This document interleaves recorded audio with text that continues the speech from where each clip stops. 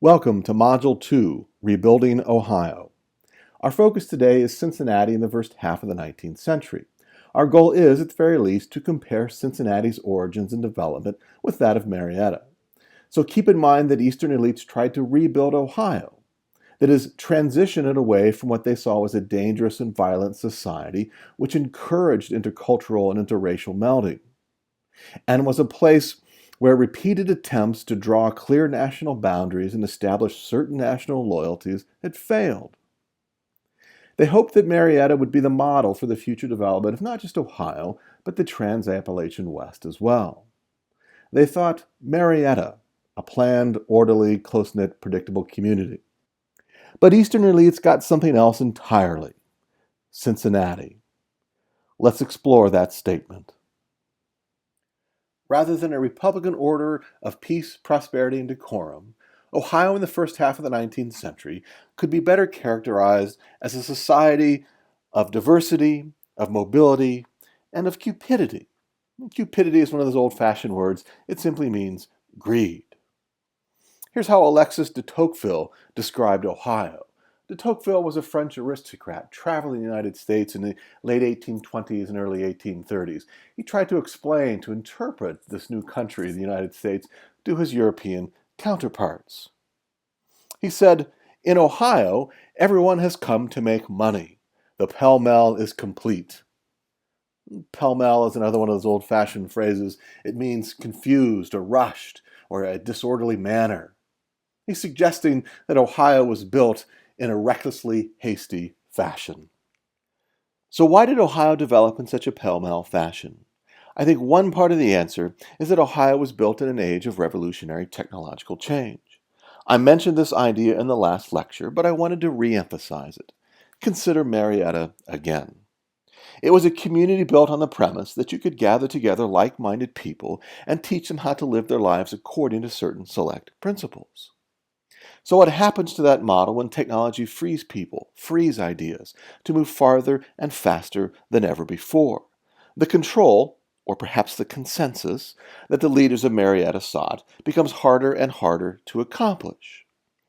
So the steam engine, something the founders of Marietta eagerly awaited, helped to undermine their vision of Ohio. And it was the steam engine that allowed human beings to tap into the energy of fossil fuels for the first time. The energy intensity of coal and other fossil fuels dwarfed anything humans had ever used for power: wood, charcoal, even animal dung.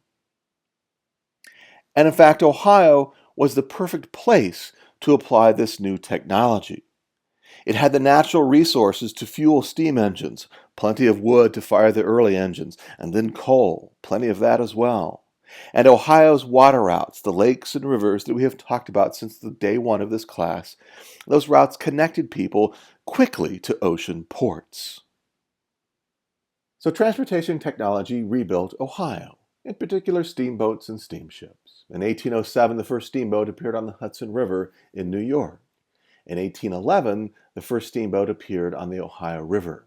It came out of Pittsburgh, and its name was the New Orleans. Let's contrast that with the first sailing ship out of Marietta. It was called the St. Clair. Now, these two names aren't random. I think they mean something. Consider the St. Clair. It was named after an elite person, a Revolutionary War officer, the first governor of the Northwest Territory.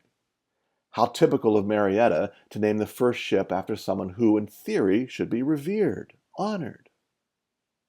Then consider the New Orleans. Who cares about moral leadership and dutiful citizens? We need to get where we need to be in order to make money. Let's honor the town, the destination that makes us money. So note the change. Do you honor a person whose life should teach you how to be a good citizen? Or do you honor the place that will make you money? The new Ohio honored the place that made them money. So the steamboat enabled faster, cheaper, more flexible travel. For example, if you wanted to travel upriver from New Orleans to Louisville, in 1817, that trip took 25 days. By 1826, you were down to 8 days. And the railroad improved upon the steamboat's flexibility and power. You could take a railroad trip across the Appalachian Mountains from Cleveland to New York City, and by 1850, that trip took just 24 hours.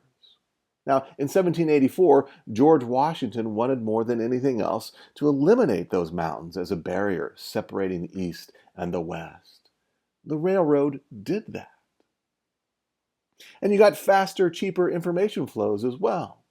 Consider the length it would take a letter or a newspaper to travel from New York City to Cincinnati. In 1817, that trip took 19 days. In 1840, that same trip took 10 days. And in 1850, with the telegraph, that trip was now instantaneous. So we shouldn't be surprised that Ohio was resettled and rebuilt by a variety of people from a variety of places. Now let me re-emphasize a point from the last lecture. More heads of households in Ohio had been born in foreign countries than were born in Ohio. That's a remarkable statement. And I think it means that technological change opened Ohio to the world with a greater speed and intensity than ever before. The vision of Marietta's founders could not withstand that kind of change. We first see the speed and intensity of that change in Cincinnati. So let's start our discussion, as we did with Marietta, by looking at its watershed. The Muskingum watershed offered Marietta rocky soils, hilly terrains, and somewhat unreliable river transportation. The Miami Valley, in contrast, offered some of the best farmland anywhere in the world, and its rivers provided reliable transportation networks too. So imagine Cincinnati at the pointy end of a funnel, and imagine the start of the Miami watershed near the top of the funnel at the wide end. All agricultural products funneled down to Cincinnati were transformed into consumable products and were then sent via the Ohio River to distant markets. So how does that shape the development of Cincinnati? By the 1840s, Ohio led the nation in the production of corn, and the Miami Valley led the state. Now, corn is difficult to move. In bulk, it's heavy and thus expensive. And it's not durable either. Long trips means that some of your crop will rot. So farmers needed to transform corn to turn it into portable, durable products. On the frontier, that often meant whiskey, sometimes used as a medium of exchange, a jug of whiskey in return for a tooth pulled or a dozen eggs. And because water was unpredictably healthy sometimes, whiskey was usually healthier than water. Or a farmer could turn the corn into hogs, that is, to use corn to feed livestock. Now, the first white settlers in the Miami Valley called the area the Miami Slaughterhouse, so named because of the bloody and effective resistance with which the Miami Indians met white settlement. We will call the Miami Slaughterhouse because of the importance of the pig slaughterhouses to the growth of Cincinnati. A little background on Cincinnati before we get to the slaughterhouses. Cincinnati, in contrast to Marietta, had no founding vision, no principles to guide its leaders, no common cause to fight for. Cincinnati began as a military outpost, a place from which the U.S. Army launched its wars against Native Americans up and down the western corridor of the state. So in the 1780s and 1790s, imagine what today is I-75. Then it was a war zone. And imagine what kind of people were attracted to a war zone. Young single men away from their families for the first time, awaiting the possibility of death, with a little bit of cash in their pockets. So you can imagine what they might have done with their leisure time. And yes, prostitutes were common in those early days of Cincinnati's history. And imagine that the U.S. military was the biggest consumer in the territory. That attracted people who wanted to profit from war, selling food, clothes, weapons, horses, whatever the military might have needed. So it was a boom town, a socially open place where few, if any, moral principles guided people's behavior. And then something inconvenient happened. In 1794, the U.S. military defeated the Second Native American Confederacy at Fallen Timbers, near Toledo. That smashed the Native American ability to resist white settlement and forced them to negotiate the Treaty of Greenville in 1795. That treaty ended Native American resistance to white settlement in Ohio. So the region's biggest customer disappeared almost overnight. Peace wasn't good for business. But as the steamboat emerged as a viable technology, and as white settlers settled the Miami Valley, Cincinnatians were able to create the second version of the Miami slaughterhouse. Since day one in this class, we have talked about specialization, or what a place, Newark, Pickawillany, Marietta, does better than anyone else, what it offers in exchange for things it can't provide itself, or for things it lets others do more cheaply than it could. And Cincinnati specialized in collecting, transforming, and shipping the region's agricultural products. In particular, we're talking about slaughterhouses. The first one appeared in 1818, and by the 1840s there were 48 of them in town, processing almost 500,000 hogs a year. Cincinnati had the world's largest pork processing industry, and pork was a leading U.S. export. And while cutting up pigs doesn't sound very technological, it is. Cincinnatians employed cutting-edge technology. For example, in Cincinnati, in the slaughterhouses, we see the first widespread use of assembly line techniques. Here you can see this technique in action.